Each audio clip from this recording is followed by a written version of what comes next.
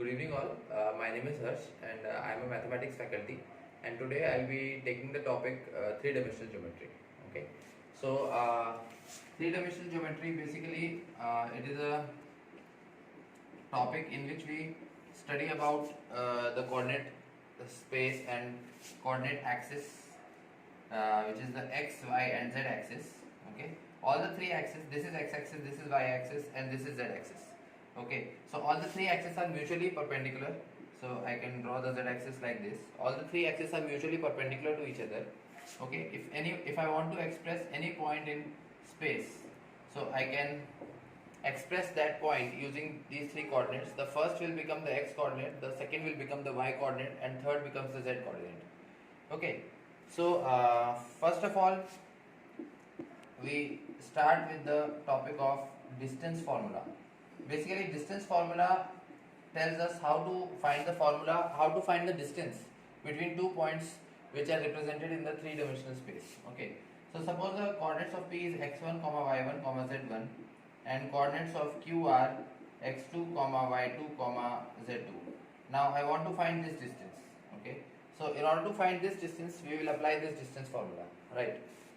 So distance formula we already know, we have studied in two dimension, that in order to calculate the distance in two dimensional, we apply this formula, root of x1 minus x2 square plus y1 minus y2 square. But since this is a three-dimensional system, so we also have the z coordinate for points P and Q, and therefore we also have to take the difference of the z coordinates. So we take like this. Okay, so whenever we are given three coordinates for point P and three coordinates for point Q, in order to determine the distance PQ, we apply this formula. Take the difference of the x coordinate, square of that. Take the difference of the y coordinate, square of that, and take the difference of the z coordinate, square of that. Add all the expressions and then take the final square root. So this basically gives us the distance, which is the PQ, which means distance between P and Q. Okay. Now we come to another important concept, which is the section formula. Okay, how do we basically section formula is a formula in which suppose we are given 2 points P and Q. Point P is x1, y1, z1, and point Q is x2, y2, z2. We are given, we know that point R divides the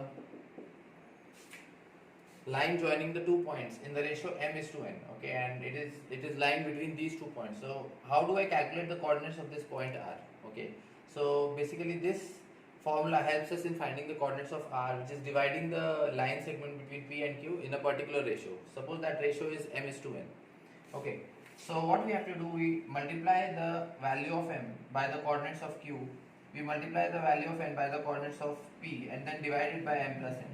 Okay, so the coordinates of R, in order to find the x coordinate, we multiply m by the x coordinate of Q, so it will be mx2 plus nx1, and then divided by m plus n. Similarly, in order to get the y coordinate for R, we need to multiply m by the y coordinate of Q, so it will be m by 2 plus n y1 divided by m plus n.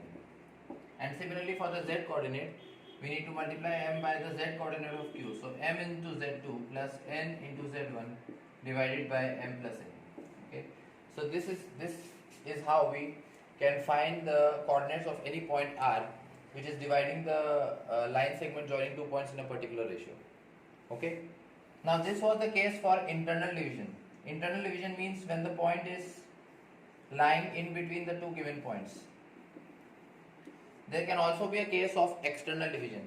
External division means that the point is not lying in between. Okay, so it will be a case like this. If we have a line joining 2 points P and Q, but the point R is not lying between, it is lying outside.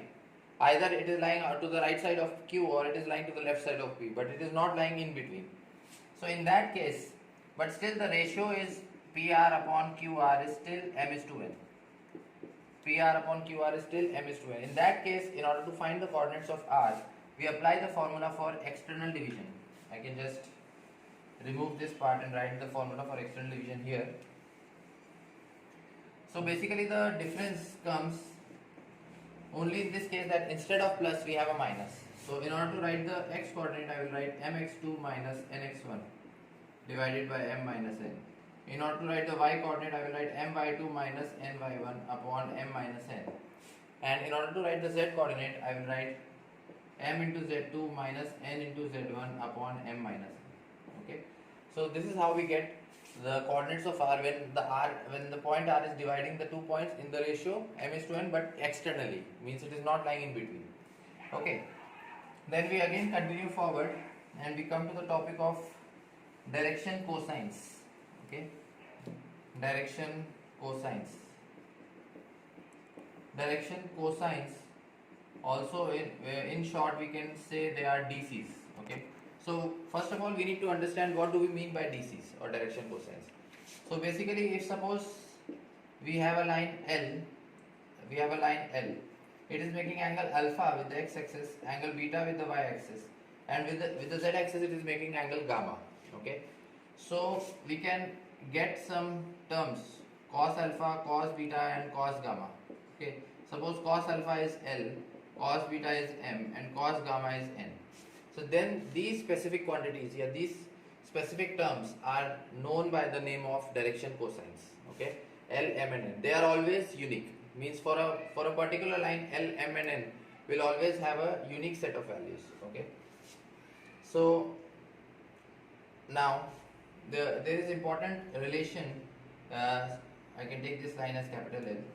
There is important relation between the direction cosines for this line. If suppose we have this point P as x1, y1, z1, okay. So suppose we can take this length OP as r. So OP equal to r, I can write this as root of x1 square plus y1 square plus z1 square. So if I want to write cos alpha, how do I write cos alpha? So cos alpha I can write using trigonometry. This length will be x1. So cos alpha is base upon hypotenuse. This length is r. So what does cos alpha become? Cos alpha becomes x1 by r. So x1 by r is equal to L. Similarly, if I want to write cos beta, so I must know this length. So this length is y1 because this is the intercept of this point on the y-axis. So this length is y1. So cos beta I can say is equal to y1 upon r, which is nothing but m. And then similarly cos gamma I can say is z1 upon r, which is nothing but n. So if I take the square of all the terms, L square plus m square plus n square, so in the denominator I will have r square, in the numerator I will have x1 square plus y1 square plus z1 square. And from here we can see that r is nothing but root of x1 square plus y1 square plus z1 square. So if we take the square of that, what does r square become? R square is nothing but same as this expression, which means we can cancel this and we get this relation as 1. So this is an important relation which relates the direction cosines of any particular line.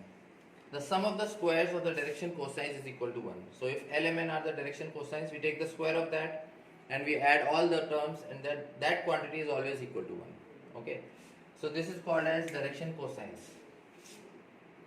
Now there is important concept which is similar to direction cosines, and that is called as direction ratios. Okay. Direction ratios, in short DRs. Okay. So basically for any line the set of direction cosines is always unique, right? So if we suppose we have a line L and its direction cosines are L, M, and N, so they are always a unique set of numbers which are characteristic of this line. But if I want to write say direction ratios, so direction ratios if I take as say A, B and C, direction ratios are always a scalar multiple for the direction cosines. So I can say A by L is equal to B by M is equal to C by N is equal to lambda. Okay. So A by L is equal to B by M is equal to C by N is equal to lambda. If we take different values of lambda, we will get different sets of direction ratios. Okay. So from this I can write L as A by lambda. Similarly, I can write M as B by lambda, and I can write N as C by lambda. Now we will use the relation that I derived just earlier, that is L square plus M square plus N square is equal to 1. I'll substitute the value of L, M and N in this expression, so it will become A square by lambda square then b square by lambda square c square by lambda square is equal to 1, which means we get the value of lambda as root of a square plus b square plus c square. Okay, I get the value of lambda as plus minus root of a square plus b square plus c square. So if I substitute the value of lambda here, I can get the direction cosines in terms of the direction ratios. So what will L become? L I can write as a upon root of a square plus b square plus c square plus minus. Similarly, M I can write plus minus b upon root of a square plus b square plus c square, and similarly N I can write plus minus c upon root of a square plus b square plus c square. Okay, so this is the formula in which you can express direction cosines in terms of the direction ratios. Okay, and always remember direction cosines are unique, but direction ratios are not unique. Okay, which means for different values of lambda we can get different sets of direction ratios. Okay, so that's all for now. Thanks for watching this video. Thank you.